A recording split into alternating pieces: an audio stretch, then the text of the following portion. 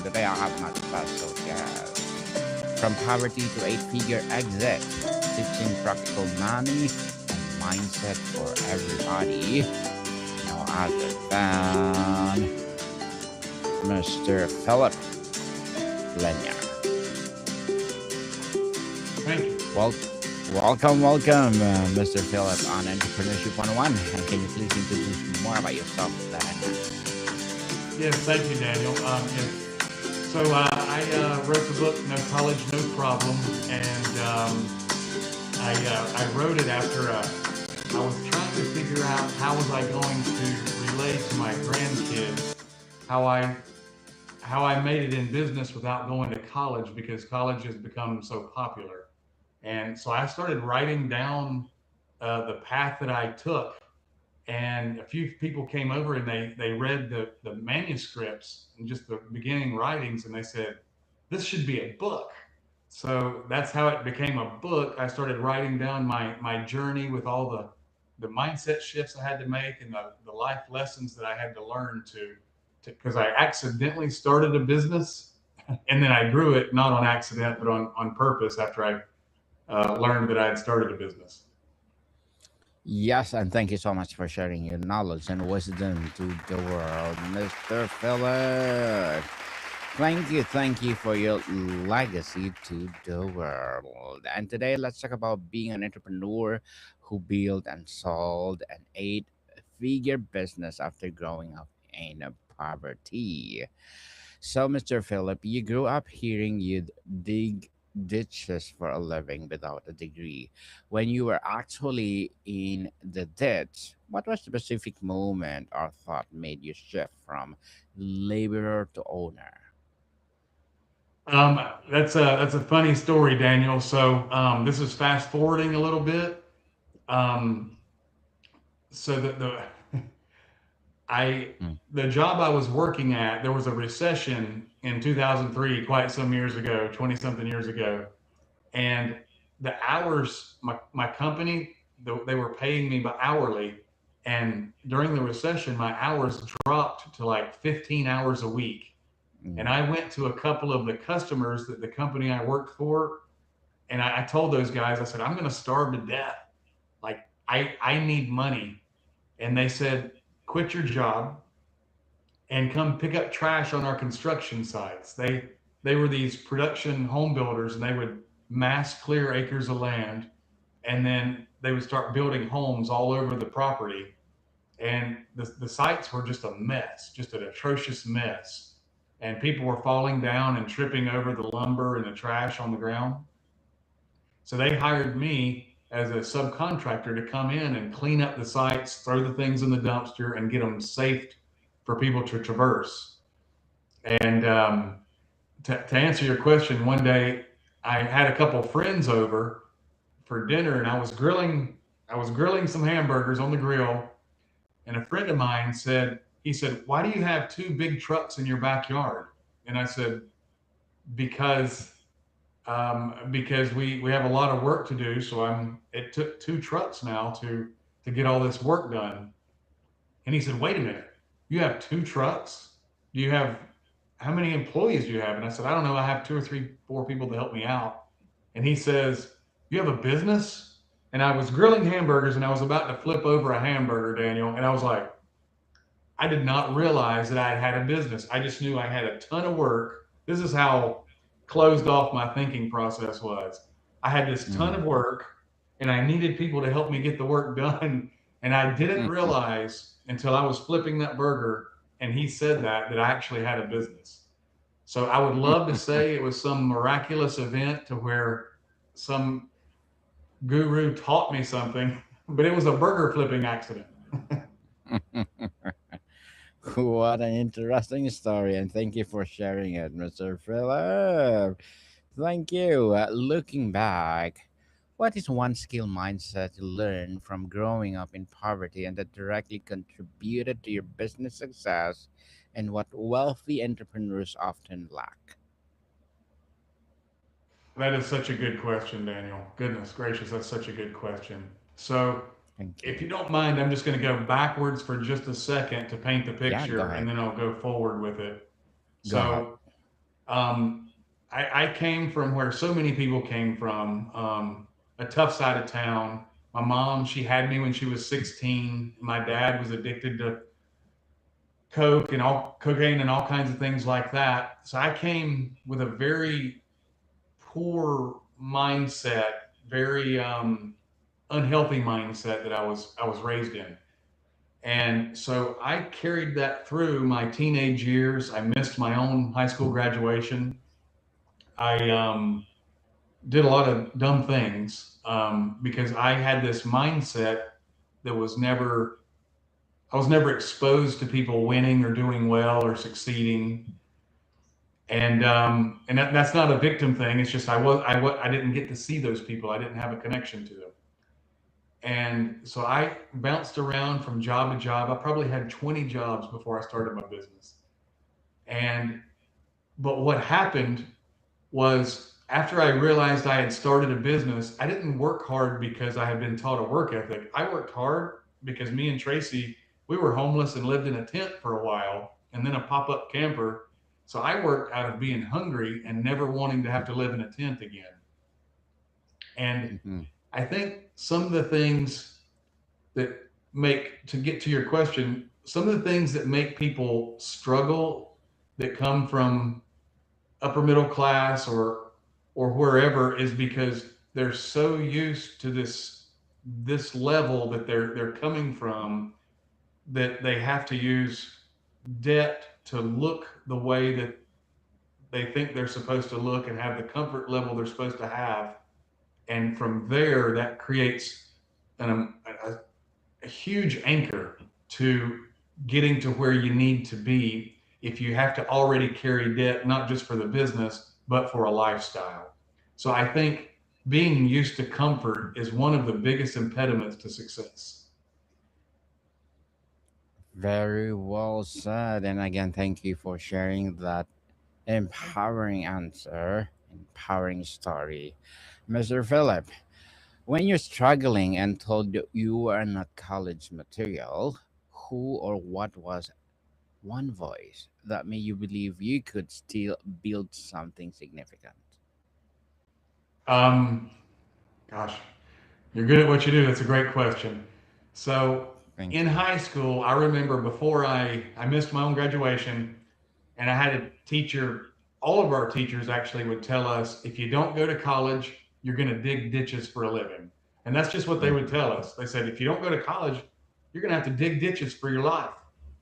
And it turns out they were right, but they had no idea how many ditches I was going to dig for these fences. But so I started. Um, it's funny because on the construction sites, I learned from the guys, and a lot of them were immigrant guys, and they were Mhm. so happy. So while I was doing my thing, which was picking up the trash, cleaning up the sites, and eventually scaling into erosion control, which is installing all of the erosion control features and devices on construction sites, I would watch, gosh, honestly, a lot of the immigrants, and they were so happy, like because they would work so hard on the site, and then they would play soccer on their lunch break, and then they would go back to working, and then they were so much happier than the way. And I just kind of I learned from those guys, and then I started reading several books because I wanted to learn. After my burger flipping incident, I wanted to learn actually how to lead, and that's where the growth came from, is learning it's okay to work hard, and there's things that I don't know, and it's learning after you know everything is what counts. Definitely, yeah. And if you could go back and give your 18-year-old self one piece of advice before starting the business, what would it be, Mr. Phillip? Oh gosh, just one, huh? Okay. Mm. Um,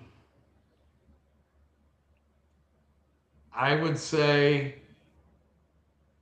um, other than believing that there's a God and a in heaven, other than that, I would say be very careful of the 5 people that you hang around the most because you're going to be the average of those 5 people.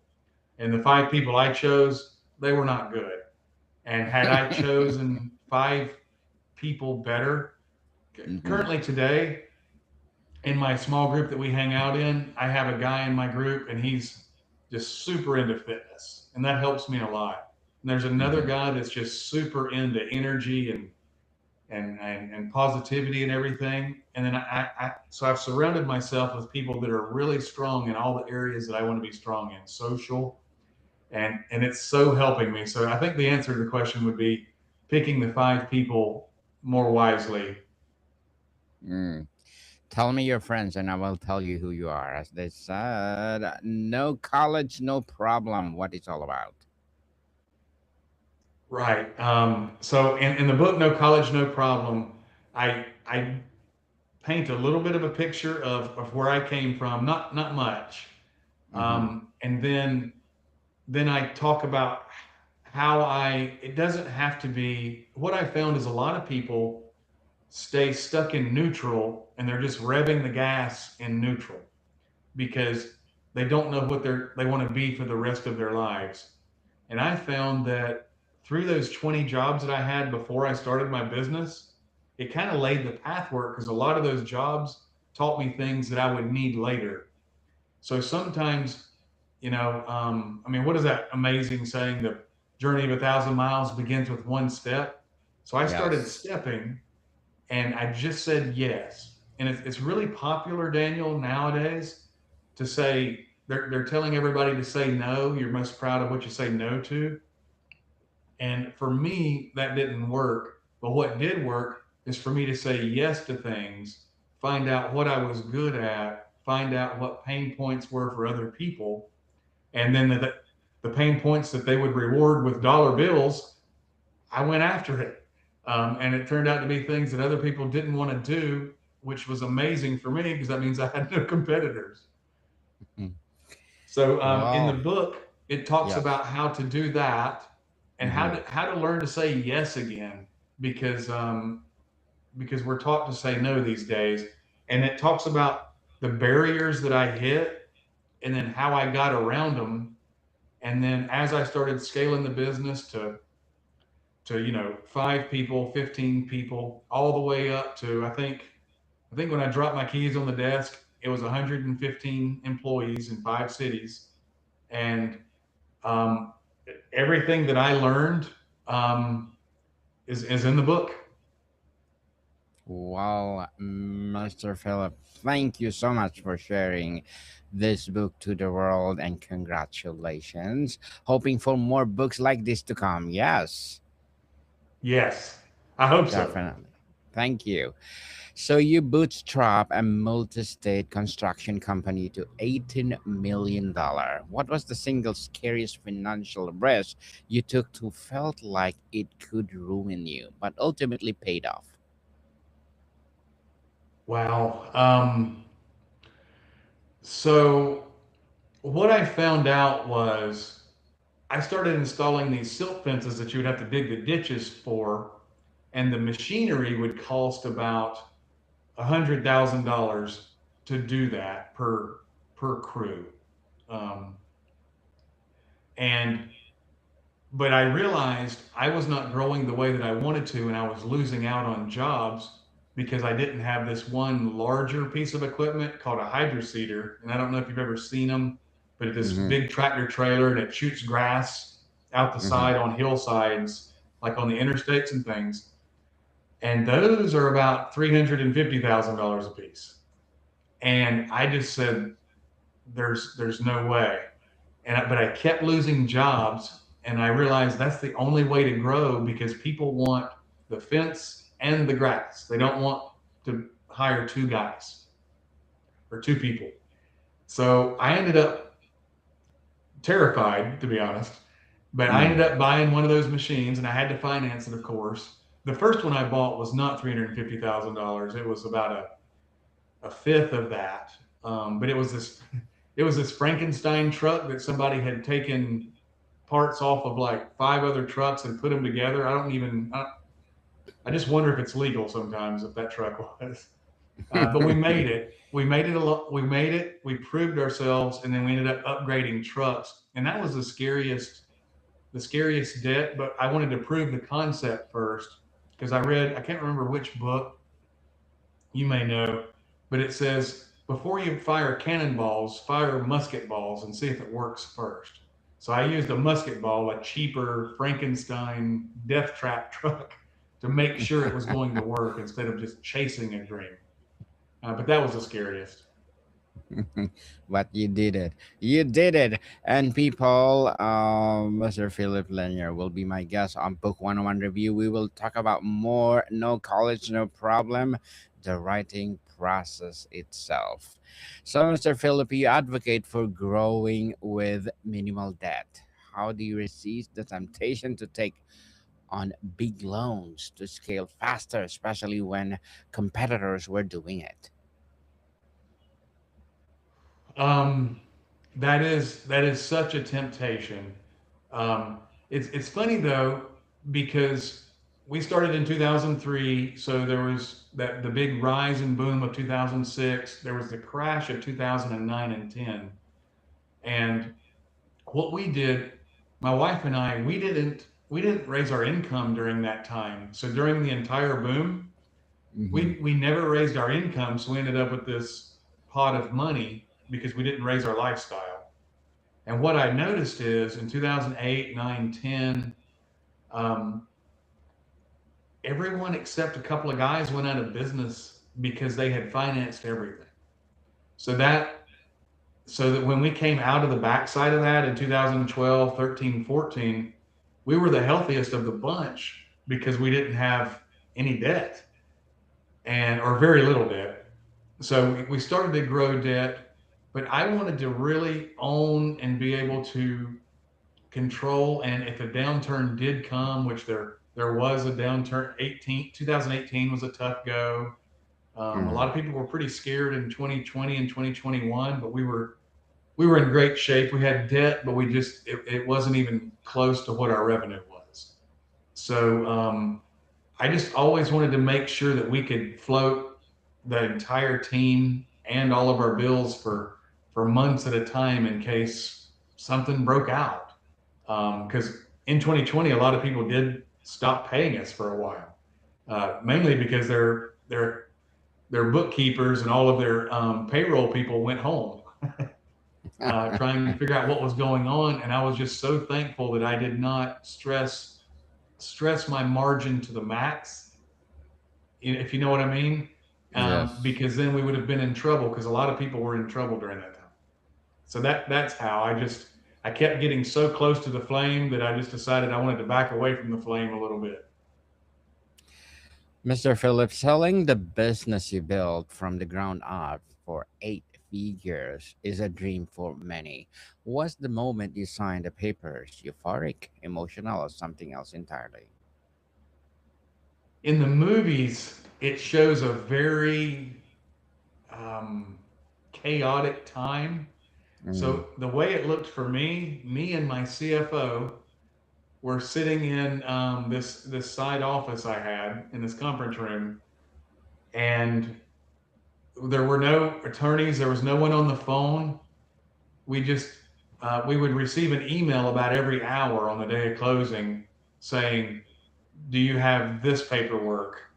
And then finally, about 3:30 in the afternoon, an email came over and said, "Congratulations, you're closed." and and I was like, all of this for an email. I couldn't Hmm. believe it. So maybe it does happen more exciting in the movies, um, Hmm. but for me, it was a 9 month due diligence period, and that's where a lot of my story has come out, is because what happened after that. Because my body didn't take it well, and so yeah. But that was the moment of that. It was it was an email with me and one other person. What was something unexpected or surprising that you felt after the sale once the money was in the bank and dust settled? Okay. I don't know how much time you have for me for this, but I actually within within 2 weeks, my body completely shut down, completely 100% shut down. Um, I started losing my health. I was 47. I'm 51 today, and I've always been fit. Go to the gym 3, 4, 5 days a week, and my body completely shut down. We thought I was just exhausted from the due diligence. So we lived on a 42-acre farm. I had a quarter of a mile driveway, and I just laid in bed for 2 weeks, and I just Mm, couldn't get up, could not get up. And this is directly after the sale of the company. My wife, she goes shopping. She says, I'm going to go shopping. She comes back, and I decided I was going to go check the mail. Something as simple as checking the mail. Now, remember, my driveway is a quarter mile long. And I started walking down the driveway, and Daniel, my body just gave out. It quit. I just stopped, and I sat down in the middle of the driveway. And I was looking at the mailbox. It was a few hundred yards away, and I just couldn't. I just stared at it, and I just sat there. And then a couple hours later, my wife comes back from shopping, and she pulls up to me in the car, and she looks at me, she says, "What are you doing?" And I said, "I don't know. My body just quit. My body just quit." And so she ended up taking me to a hospital in Charlotte, a hospital in Duke, over in the Raleigh Durham area. And they say you're as healthy as a horse. And then my story goes on from there. But what I learned from that, and I guess I'll continue if you have just, do you have just a couple more minutes? yes, go ahead. Okay. Go ahead. So my assistant that I had kept through the sale of the company, she says, you have to go see my counselor. And her name's Holly. I said, Holly, I don't do counselors. And she said, you have to go see my counselor. And I said, I don't do counselors. I'm not one of those people. Mm-hmm. And she's a pretty forceful, nasty lady. So she said, you're going to see my counselor. And I'm like, fine, call him. So I go, I go and I see her counselor. And I sit on the couch, and it was one of these huge brown leather couches with the 2 foot thick cushions. And I just sit Mm, down right in the dead middle. And he's talking to me, and he starts asking me questions like counselors do. And he says, um, just all kinds of regular questions. And about 45 minutes in, his name was Chris. I said, Chris, I'm I, this isn't working. This is just like I thought it would be. I don't. This isn't working. We're wasting both of our times. So I'm gonna go ahead and go. And he says, okay, but can I ask you one more question? And I said, yes. And this is leading up to what you asked. He said, did you get a good payout on your company? And I said, yes. I said, Michael Jordan wouldn't think so. It's not enough for him, but for me, I'm good.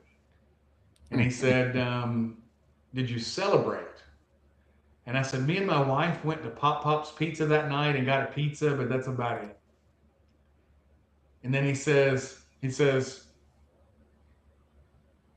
have you spent any of the money? And I said, no, sir. I don't want the money. I don't like the money. And honestly, I would just rather give it back. I don't know what's going on. I'd lost my health. And he said, tell me about your dad. And I said, what in the world does this have to do with anything? He says, tell me about your dad. And I said, there's nothing to tell you, Chris.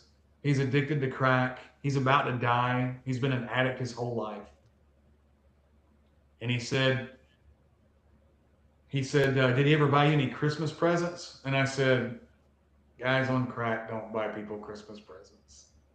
mm, And then he says, did he ever buy any birthday presents? And I said, Chris, I see what side of town you're on. I see what side of town your office is on. I'm from the other side of town where I was raised. I said, guys over there, they don't stop their drugs for a day just to buy somebody a birthday present. That's not how it works. And he said, I know what's wrong with you. And I said, you do? And he said, yeah. He said, your father failed you. He never taught you how to receive gifts. So that now that your heavenly father has given you this massive gift and you've received this massive gift, your body completely shut down because you didn't know how to receive gifts. You were never taught to. And I just stared at the ceiling and I just could not believe what he just said. Because the way I was raised, and I had alluded to it earlier, the way I was raised, I had never been taught to receive or get anything. So now that I've received this massive gift, my body completely shut down. And I told him, I said, you must be full of the Holy Spirit. Anyway, he went on and he told me, he said, your brain built this wall to protect you from the stuff that had happened to you when you were younger, because there was a lot of stuff that happened. And he said, so your brain built walls to protect you. Um, and so we finished out the appointment. And what I realized on my way home, and I was driving home thinking, what other walls that are in my mind that I don't know about? And then I thought, what walls am I building in my children's minds that I don't know about? How am I behaving and carrying on the same beliefs to them? But to answer your question, I thought you buy a yacht, you go do the things, you you have fun, you play golf, and it's just this wonderful thing. And what I'm finding is that a lot of the stuff we're seeing on the socials isn't true. A lot of people do go into depression or have problems when they have these massive buyouts. It's actually a really common thing. So that's what surprised me. Again, Mr. Philip, thank you for sharing that empowering story of yours. In your book, No College, No Problem, you challenge the traditional education path. What is the biggest breach you see in today's degree at all cost culture? Yes. So in the other thing I do, and you're fabulous at asking questions. Thank In you. in the other thing that I do, I teach this money essentials class, and it's for people. I heard this podcaster say, "You're most equipped to teach the people and help the people that you used to be." So now that Mm. I don't need to work for a living, I go back and I try to help the people that had the same mindsets that I did get get to a better place. And what I'm seeing with the degrees is people are now getting double majors, and they're saying, "Hey, my degree didn't work. I borrowed $100,000 for this degree, and it didn't work. I'm stuck in a $50,000 job." So now they're getting double degrees, and they're going back and majoring in something else. And then some of them are even getting triple degrees, and they're creating a debt load or a cost that'll never pay for what they're wanting, when in the meantime they could be working and investing and be much further ahead. So the get shaking the mindset of higher education when it's not needed. I'm very happy my doctor has an education. I do not want him guessing where my parts are when I go see him. I'm very grateful. I live in Charleston, so I'm very grateful that the engineers went to college, because that bridge, it really needs to hold us up. So there are people that do need it, but the vast majority of people just don't. So it's a false belief from an older time, and but people are still buying into that belief, and causing just debt that they'll never overcome. And I think that's the greatest threat. Yes, and you've been both sides of the payroll line. How did you experience as a laborer shape how you treated your own employees when you become the boss? Yeah. So I knew what it felt like at 93, 95 degrees in this wonderful South Carolina humidity. I knew Mm. what it felt like. And I read this, I did every single job, and I knew what it felt like. So when I read this one book, and it said, or I heard this one guy speak, And he said, imagine if I were to take you bowling. And he said, I want you to think about your company, your team members, your employees, your friends this way. Imagine if I were to take you bowling, but what I did do was I turned off the computer and I put a sheet over top of the pins so you can't see the pins that you knocked down. He said, how many times would you bowl? How many times would you roll the ball down the alley?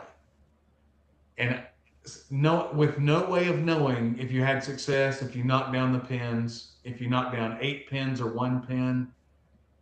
And we were like, gosh, maybe one time or 2 times, and then we would quit.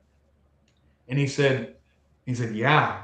So think about this. Do your employees get a sense that they're winning each day? Because that would be kind of like you keeping on bowling without knowing how many pins you knock down. And so many business owners, and this is what I learned early on, so many business owners, they have their employees work and they never know if they did good or bad unless they get fussed at.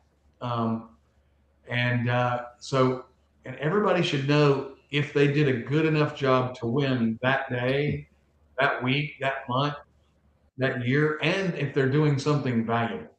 And that's one thing that I learned early on, knowing what it felt like to do the actual labor and creating a system so that they can see that they won too.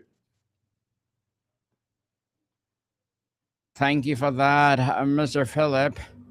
What do you believe in the biggest misconception people have about overnight success when they hear story like yours? But can you repeat the question so my brain can catch up? Yes. So, Mr. Philip, what do you believe the biggest misconception people have about overnight success when they hear your story like yours? That empowering.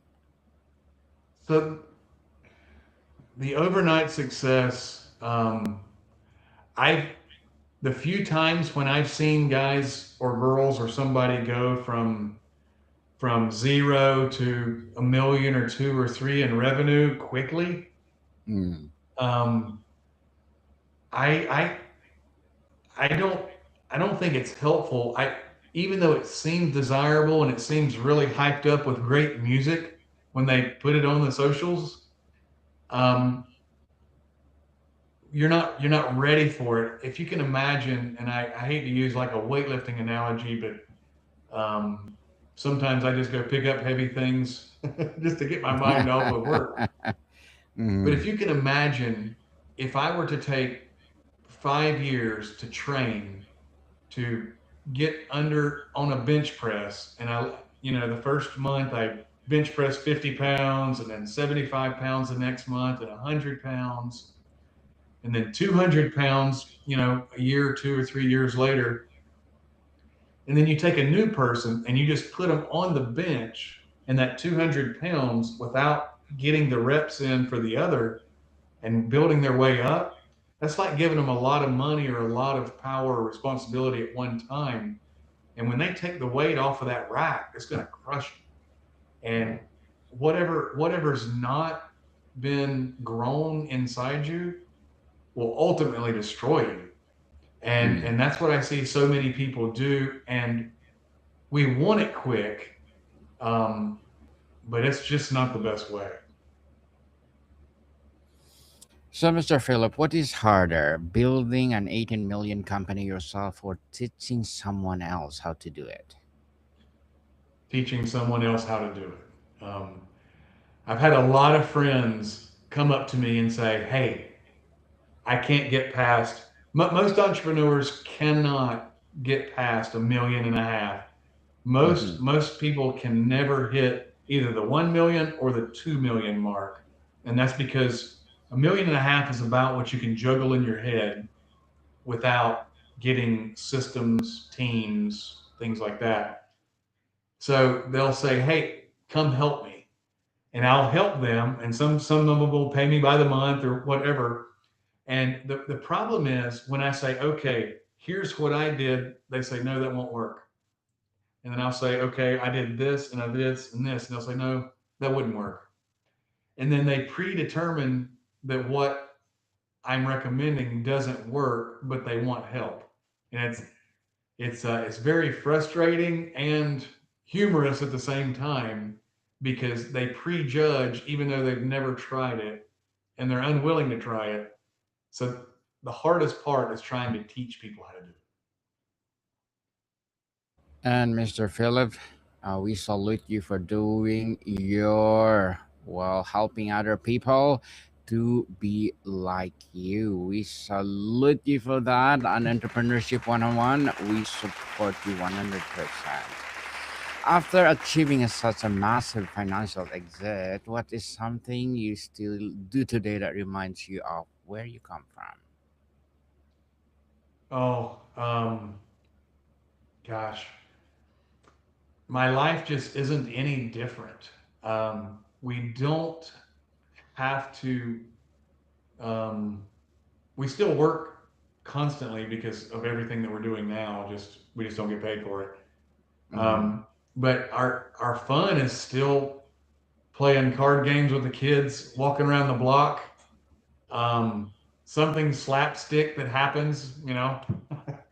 um, we our life is of zero difference other than we don't have to spend time where we don't want to be usually. A lot of times we go where we didn't want to be before, but now we go there with a mission instead of as a need. Beautifully articulated, Mr. Phillips. So, to wrap up our discussion for today, if your legacy was boiled down to one lesson you want your grandchildren to learn from your life, what would that lesson be? Wow. Wow. You didn't warn me of that bomb. Okay. All right. Sorry um, for that, mom, Mr. Phillip. no, no, it's a great one. No, it's a really good one. I just didn't expect it. Um, so, gosh, s- saying yes because it is so fulfilling to be able to. If I had said no to the trash, which Mm-hmm. if I had said no to the trash, I would have missed out on everything that I've had, and I can't even believe. So saying yes and just being willing to do and learn anything. And the other thing is, I'll say this because this is even harder than saying yes to things that you think are beneath you. Um, I will listen to a person that says 99 things that I already know just so that I can get that one nugget of that 1% that I didn't know.